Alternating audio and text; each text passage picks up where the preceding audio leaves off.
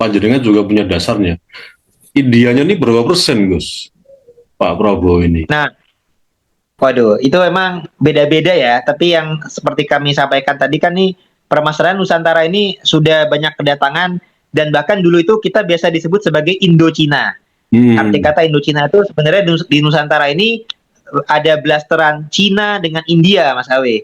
Jadi kalau zaman sekarang kalau ada orang India menikah sama orang Cina, oh itu keturunannya bisa-bisa wajahnya mirip-mirip kita-kita gitu. Jadi itu karena di Nusantara ini perpaduan blasteran daripada ada Indianya, ada Cinanya. Ada tes autosomal. Nah, ini yang dilakukan oleh Pak Prabowo ini kepada tes autosomal. Di masa-masa Empu Sendok, jadi akan menurunkan juga nanti Kerajaan Kediri, menurunkan lagi Singosari, menurunkan lagi Majapahit, dari Majapahit pindah lagi ke Demak, Demak ke Pajang, Pajang ke Mataram. Nah, Mataram ke Jogja dan Solo. Nah, yang dari jalur Jogja nantinya menurun kepada kita-kita termasuk kepada Pak Prabowo Subianto, presiden kita yang tadi istilahnya kepada Mangkubuwono II.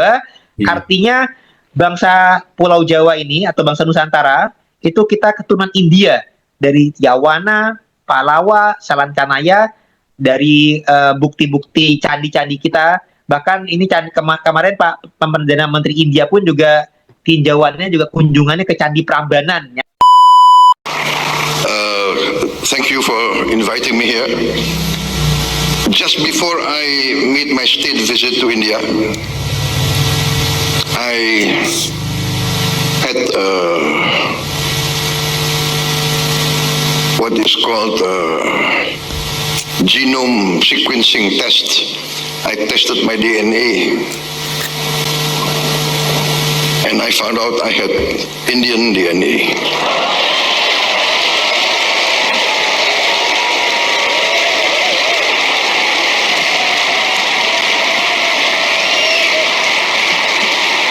No, this is true, you know. And that's why I think every time I hear some music, especially Indian music, I find my body moving.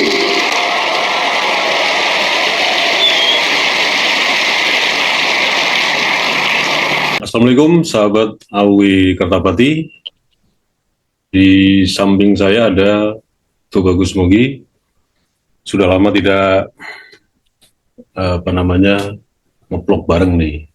Biar ini alhamdulillah dikasih waktu, panjang umur, sehat-sehat selalu. Pripun Tubagus kabaripun? Amin, alhamdulillah alamin. Sehat, semoga juga Mas Awe kabarnya juga baik dan sehat beserta keluarga, dan juga semoga para pemirsa dimanapun berada, semoga kabarnya pada baik-baik saja, sehat sejahtera bersama keluarga. Amin. Oke. Nice, sebentar. Apa ini? Nah, sekedap Gus, ini ya. Oke. Matur suwun Gus, dunganipun nggih. Jadi langsung saja Gus ya. Ini kemarin kan Pak Prabowo kasih pernyataan kan mengenai DNA-nya ya, yang terkait dengan DNA India ini. Jadi pertanyaannya begini Gus, saya bacakan aja ya. Pernyataan Presiden Prabowo Subianto mengenai hasil tes genom yang menunjukkan adanya kompromi genetik dari India menimbulkan berbagai tafsir di ruang publik. Nah, sebagai pihak yang mengkaitannya dengan pidato Prabowo sebelumnya yang menyinggung para imigran Yaman atau Balawi. Nah, dalam perspektif politik komunikasi ada yang menafsirkan bahwa Prabowo sedang menegaskan identitas keindonesiaan yang berakar pada sejarah panjang interaksi Nusantara dengan India, bukan sedang menempatkan identitas Indonesia dalam narasi asal-usul Hadramaut Yaman. Namun hingga saat ini Presiden Prabowo Subianto tidak pernah secara eksplisit menyatakan bahwa hasil tes DNA tersebut yang dimaksudkan untuk membandingkan keturunan India dengan Hadramaut ataupun mengkaitannya dengan Wali Songo. Nah, karena itu tafsir tersebut tetap merupakan analisis politik, bukan kesimpulan faktual. Nah, ini menurut jenengan pripun, Gus? Oke, ketenuan Mas Abe ya. Ya bagaimanapun tetap kita emang sifatnya tafsiran ya, tapi pada dasarnya meskipun ini penafsiran, tapi apa yang disampaikan Pak Prabowo itu sudah lebih maju karena sudah berdasarkan hasil tes genetik yang berdasarkan ilmu pasti. Beda dengan para Ba'alawi yang ketika menyampaikan ilmu silsilah itu seakan-akan benar padahal tidak sesuai dengan kenyataan ilmiah.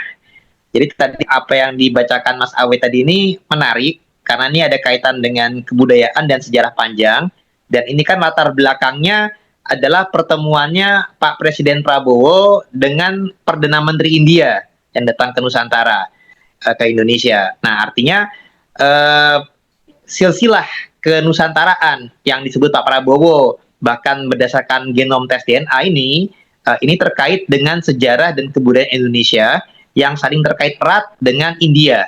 Dan ini pun juga sebagaimana kita sebagai orang Islam, ini sesuai dengan sabda Nabi dan juga kebiasaan yang digunakan juga oleh Gus Dur. Ini juga salah satu pemimpin di NU juga ya, dan mantan presiden kita. Jadi Rasulullah bersabda, ta'lamu min asabikum matasilunadi arhamakum. Pelajarilah dari nasabmu sesuatu yang dapat membantumu menghubungkan silaturahim. Nah, jadi silsilah itu diperintahkan dipelajari itu sekedar untuk menyambung silaturahim, tali kasih, hubungan kerabatan, bukan untuk bertindak sombong, rasis, takabur. Nah, artinya silsilah tersebut, apalagi tidak hanya berbasis katanya riwayat, tapi berdasarkan tes DNA, ini Pak Prabowo menyatakan kita yang orang Indonesia ini memiliki, atau Pak Prabowo langsung lah sebagai contoh sampel yang tes DNA, ini ternyata memiliki genetik dari India, misalkan. Nah, ini saya acungi jempol, karena berarti apa yang beliau sampaikan ini berbasis data genetik yang ternyata memang sesuai dengan data sejarah, dengan data tradisi budaya, dan ada sebuah kejujuran. Beda dengan pihak lain yang menyatakan turunan Arab, tapi ternyata hasil tes genetiknya tidak sesuai dan tidak berani jujur. Dan juga digunakannya malah buat rasis. Sedangkan kalau Pak Prabowo untuk menghubungkan hubungan kekerabatan yang baik dengan pihak India untuk bisa kerjasama dengan negara Indonesia untuk kemaslahatan bangsa. Nah, jadi sebagaimana juga Gus Dur, kalau ketemu sama orang Cina menyampaikan, wah juga ada leluhur yang Cina. Dengan Arab juga ada leluhur yang Arab. Nah, begitu juga dengan India. Nah, jadi kalau kita lihat apa yang dinyatakan Pak Prabowo ini, saya sepakat bahwasanya apa yang disampaikan oleh beliau berdasarkan tes genetiknya itu memiliki sinkronisitas, kesesuaian dengan data sejarah maupun data tradisi lisan Nusantara, data arkeologi dan data sifatnya yang terkait memang kebudayaan dan kesejarahan. Contoh kalau untuk silsilahnya Pak Prabowo sendiri, kita ketahui bersama beliau ini kan keturunan Jawa. Kalau garis lakinya ke Banyumas, ke keturunan Bupati Banyumas, dalam tradisi silsilah keluarganya juga bersambung kepada Raja Majapahit Brawijaya ya, atau kalau menurut saya ke Bre Kertawijaya. Nah juga dari garis ibunda daripada atau garis nenek buyutnya itu juga keturunan Jogja ke Sultan Hamengkubuwono II, dan juga ada kaitan kepada Mangkunegaran juga.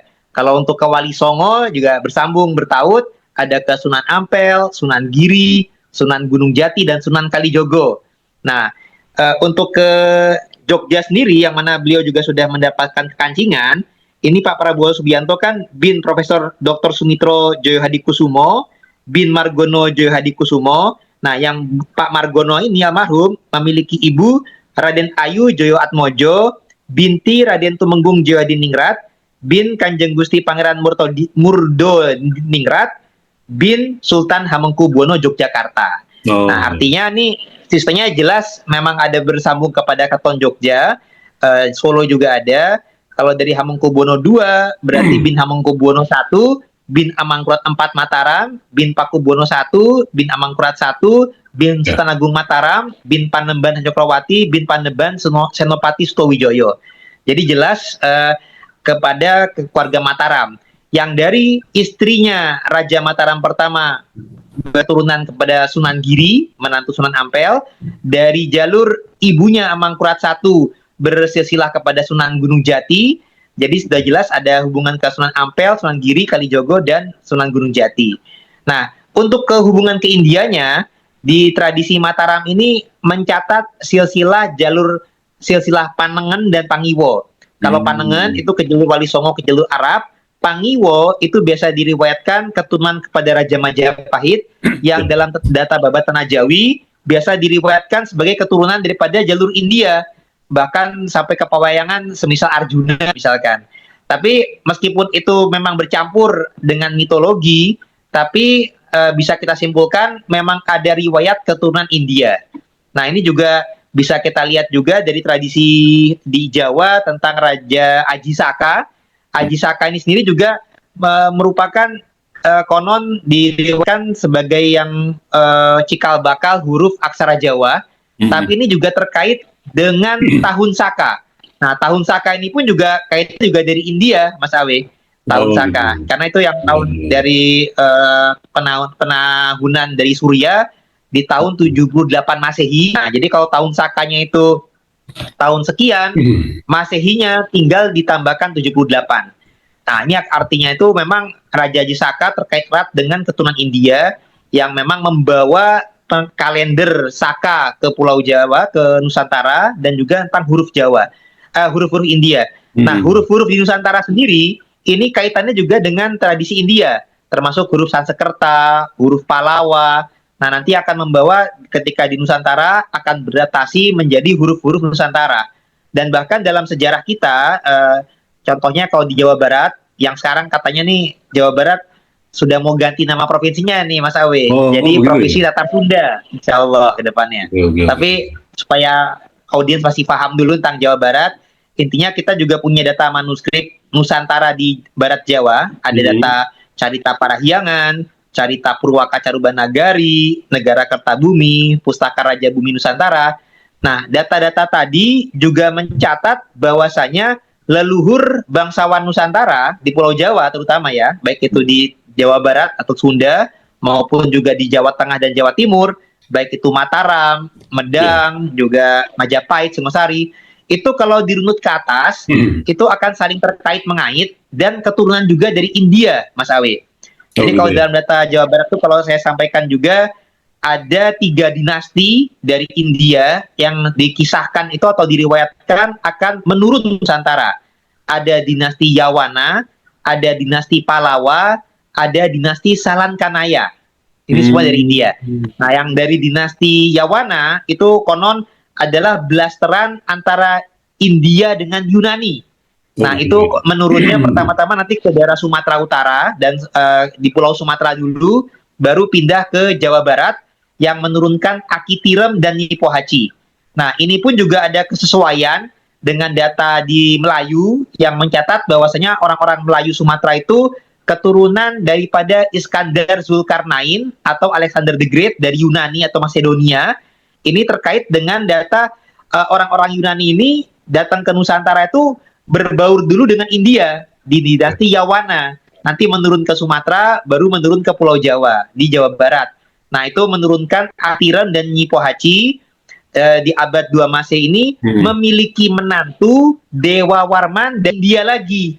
Jadi punya menantu Dewa Warman yang mendirikan di Jawa Barat, nanti mendirikan kerajaan pertama Salaka Negara. Ini pindah dari India lagi, dinasti Palawa. Nah, dari kerajaan Salaka Negara nantinya menurun sampai ke Dewa Warman 8, di mana Dewa Warman 8 punya menantu lagi dari India yang kemudian pindah ke Nusantara mendirikan kerajaan Tarumanegara yang secara historis merupakan kerajaan tertua di Pulau Jawa, ada di Barat Jawa, ada di Kerawang, Bekasi. Nah, itu adalah pindahan dari India juga yang dari dinasti Salankanaya. Jadi ada Yawana, ada Palawa, ada Salankanaya. Nah, dari Tarumanegara ini meninggalkan candi tertua di Pulau Jawa, ada di Komplek Candi Jiwa di Komplek Batu Jaya di Kerawang, Jawa Barat. Itu ada Candi Blandongan dan Candi Jiwa.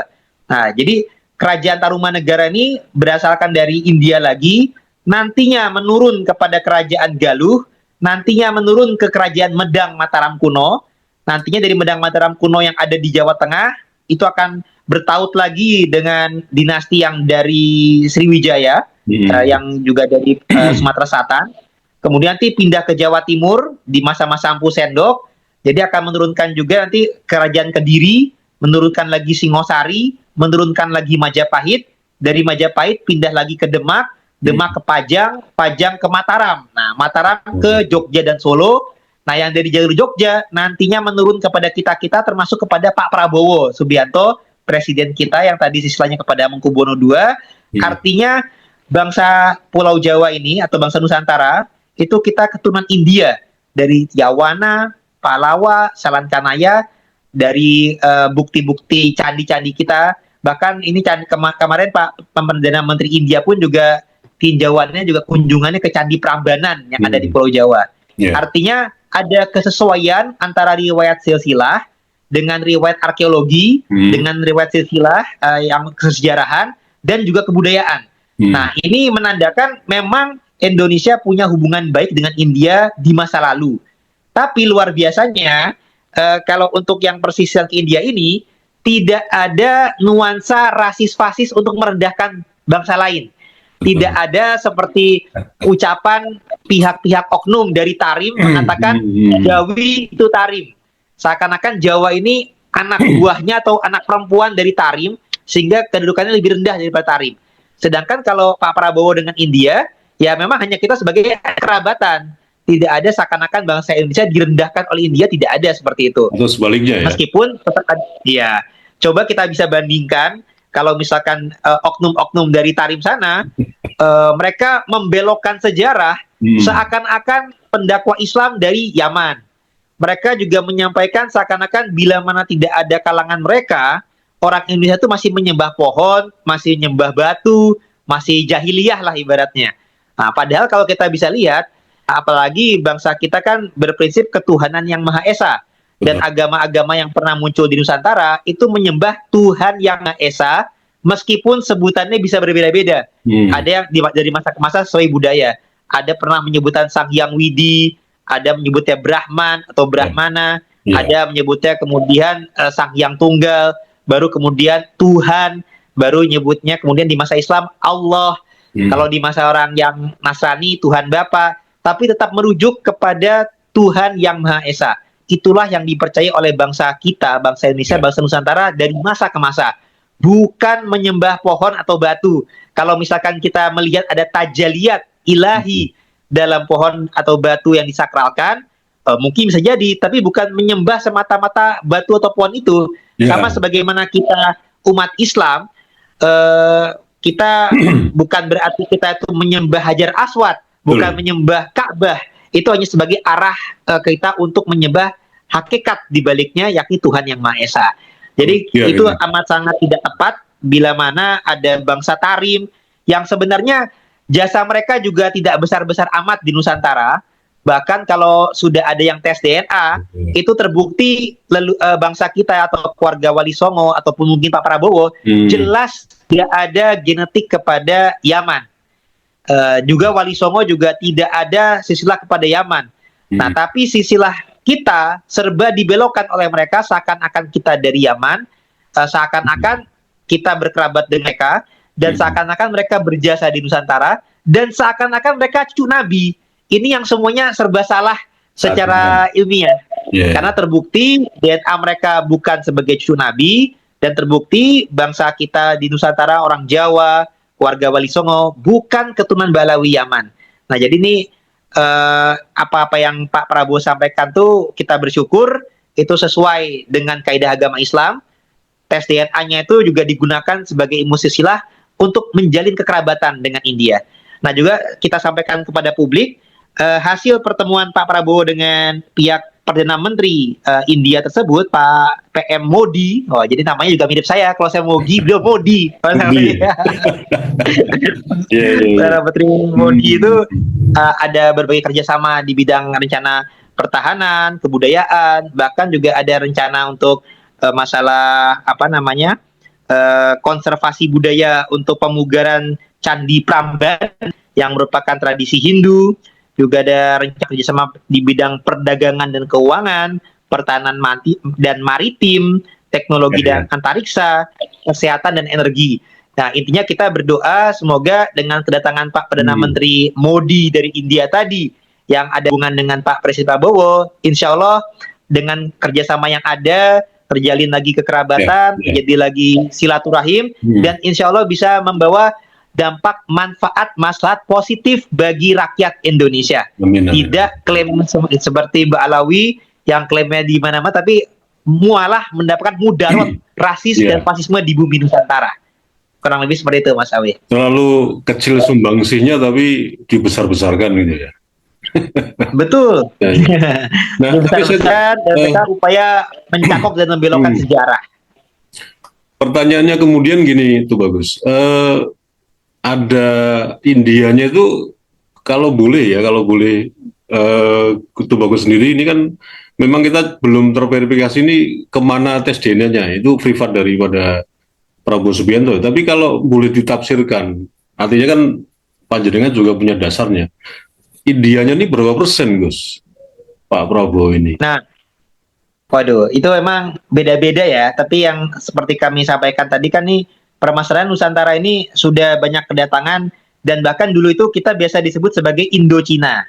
Arti kata Indochina itu sebenarnya di Nusantara ini ada blasteran Cina dengan India, Mas Awe. Jadi kalau zaman sekarang kalau ada orang India menikah sama orang Cina, itu keturunannya bisa-bisa wajahnya mirip-mirip kita-kita. Gitu. Jadi itu karena di Nusantara ini perpaduan blasteran daripada ada Indianya, ada Cinanya. Maka zaman dulu biasa disebut sebagai Indochina. Tapi kita juga belum tahu persis. Arti kata gini, tes DNA ini kan ada 3 jenis. Ada tes Y-DNA, ada itu untuk mengecek haplogrup garis lakinya. Ada mtDNA untuk menelusuri kromosom X garis perempuannya. Ada tes autosomal.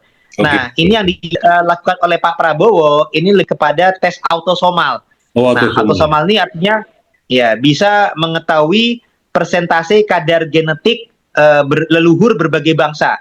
Nah, hanya saja kita nggak tahu ya, karena setiap orang meskipun sama-sama orang Indonesia, tapi itu udah takdir Tuhan, persentasenya tuh berapa persennya. Tapi yang menarik, Mas Awe, intinya Pak Prabowo ini jujur bahwasanya dari hasil autosomalnya ada genetik Indianya. Nah, ini yang menarik adalah kalau pihak Ba'lawi, mereka selalu mengklaim seakan-akan turunan Rasulullah secara patrilineal, garis laki. Harusnya kan andai kata di tes autosomal, mestinya yang mayoritas genetik Arab. Tapi sampel Ba'lawi yang sudah tes DNA autosomal, semisal Najwa Shihab, itu ternyata Indianya 48%. Justru mereka mayoritasnya dari Asia Selatan kalau mereka mayoritas. Dan genetik Arabnya hanya 3% saja. Artinya minoritas gitu. Andai kata ada perpaduan. Dan secara haplogrupnya bukan haplogrup Arab. Kalau haplogrup Arab tuh umumnya adalah J atau J1. Nah, kalau yang Semit Nabi Ibrahim.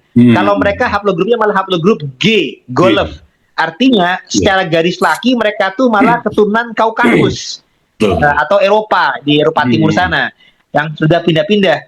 Bahkan kalau Dr. Sugeng dari anggota BRIN itu meneliti ternyata dari muminya Yuya yang mertuanya Firaun Amenhotep itu ternyata genetiknya terkandung dalam genetiknya Ba'lawi. Artinya Ba'lawi itu kalau ditelusur garis lakinya itu keturunan Yuya. Nah, artinya Yuya mertua Firaun Amenhotep di Mesir. Nah, artinya kalau kita bisa mensintesiskan dan mengkolaborasikan, artinya leluhur Ba'lawi gabungan laki dan perempuan secara blasteran, itu utamanya mereka dari Kaukasus, di zaman dahulu kala pindah ke Mesir. Dari Mesir ini kemudian kemungkinan besar di zaman Nabi Musa, ini mereka sudah berbaur dengan pihak-pihak Yahudi, kemudian pindah ke arah Palestina. Nah, pihak Yahudi ini terbukti dari data jewishdna.net. Artinya pernah ada penelitian genetik dari orang-orang Yahudi, bahwasanya Ba'lawi dari fam Jamalul Lail, dari fam Alatas, Asegaf, itu memang memiliki kandungan genetik Yahudi. Nah, ini berarti dari Kaukasus ke Mesir, dari Mesir ke Palestina. Nah, dari Palestina ini kemudian mereka pindah ke India. Nah, di India ini kalau ada orang-orang turunan Yahudi atau pernah beragama Yahudi pindah ke India, disebutnya Yahudi Kocin, Mas Awi. Nah, dari India barulah nantinya kemudian mereka secara turun-temurun lama di India pindah lagi ke Timur Tengah, yang kemudian ke Yaman, atau kalau lebih tepatnya Hadramaut. Karena kalau zaman Nabi, Hadramaut itu belum dari bagian Yaman, tapi nanti kemudian barulah digabungkan sebagai bagian Yaman. Baru di masa penjajahan Belanda, mereka pindah ke Nusantara. Kurang lebih seperti itu. Kalau secara generalnya, mayoritasnya justru mayoritas India, kalau secara autosomal. Tapi garis lakinya mereka ke Kaukasus. Tapi mereka tidak mau jujur bahwasanya mereka keturunan Kaukasus, tidak mau jujur keturunan India. Yang mereka kedepankan keturunan cucu Nabi, yang padahal genetikanya 3% saja. Ini sangat berbeda dengan Pak Prabowo yang sudah jujur dan menggunakan tes DNA tadi untuk menyambung silaturahim demi hubungan kekerabatan Indonesia dengan India, yang insya Allah ada kerjasama yang bisa menjadi kemaslahatan bagi rakyat Indonesia, insya Allah. Berarti kalau ini agak dikamuflasekan, Prabowo 2 kali ini ya nyindir Balawi. Enggak, insya Allah. Nah, tapi intinya kalau untuk yang ini kan tidak secara ini ya. Tapi memang yang pertama-tama menyarankan untuk tes DNA itu tentunya dari kalangan Balawi. Ada Pak Habib Rizik Syihab yang menyatakan untuk mengecek itu pakai tes DNA. Nanti DNA-nya kemana? DNA Nabi kemana? Tes DNA yang aku ini kemana? Ini ternyata senjata makan tuan berbalik kepada mereka, Mas Awi. Oke, Gus, ini singkat saja. Dari pernyataan Pak Prabowo tentang DNA ada idealnya, singkat Gus, sebagai penutup.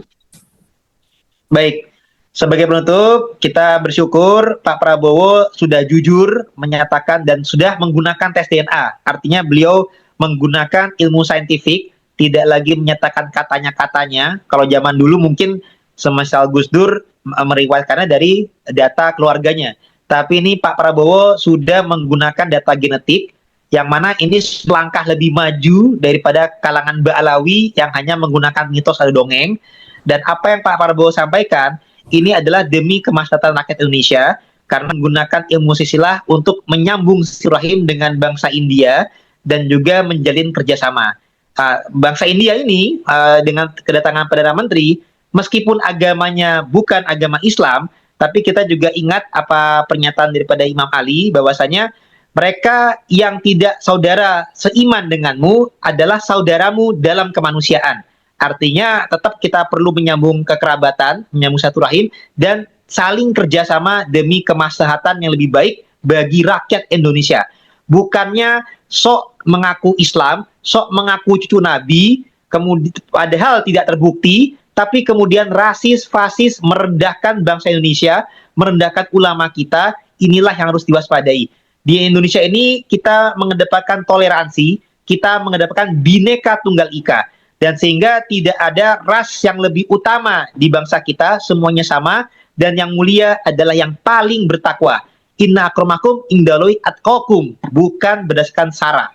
Mungkin kurang lebih demikian. Jadi apa yang dinyatakan Pak Prabowo, kita doakan semoga bisa menciptakan maslahat manfaat bagi rakyat Indonesia dengan kerjasama dengan bangsa India yang sudah mengakar sejarahnya dalam tradisi kita, baik secara kesejarahan, kebudayaan, arkeologi, dan ilmu genetik. Demikian, Mas Awi. Baik, itu bagus. Semoga kita akhiri saja dan mudah-mudahan bermanfaat. Sekali lagi, matur suwun. Awi Kertapati dan pemirsa semuanya. Wassalamualaikum warahmatullahi wabarakatuh. Waalaikumsalam warahmatullahi wabarakatuh.